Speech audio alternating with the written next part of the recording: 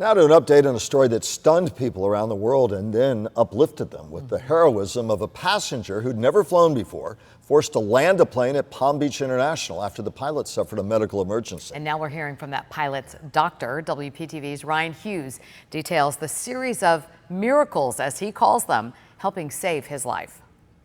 Tonight, 64-year-old Ken Allen is out of the hospital and recovering after his life was saved more than once last week when he suffered a medical emergency in the cockpit over the Atlantic Ocean. The story is a miracle after a miracle. Ken was flying a single-engine Cessna from the Bahamas to Fort Pierce when he told his friends he was not feeling well and had a massive headache when he fell against the controls, sending the plane into a nosedive. You do what you have to do. That's when passenger Darren Harrison, who has no flying experience, was forced to take the controls. He radioed air traffic control, who helped him land the plane safely. The fact that his friends were able to land that plane with the assistance of air traffic control.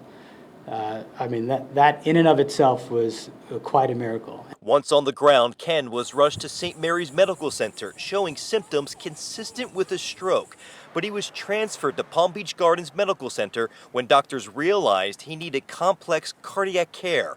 That's where Dr. Nishant Patel, a cardiothoracic surgeon, comes in. To be able to survive that acute event was really quite remarkable. Ken suffered an aortic dissection, a tear in his main artery. About half the patients with that diagnosis don't even make it to the hospital. But with precision and speed, Dr. Patel performed emergency surgery, stopping Ken's heart and cooling his body temperature down to 18 to 20 degrees to preserve brain cells and other organs. Dr. Patel calmly put Ken back together, saving his life a second time. Every step of the way was really extraordinary that he was able to get through it with the ease that he displayed. Ken told the hospital that Darren and Dr. Patel are the true heroes that day.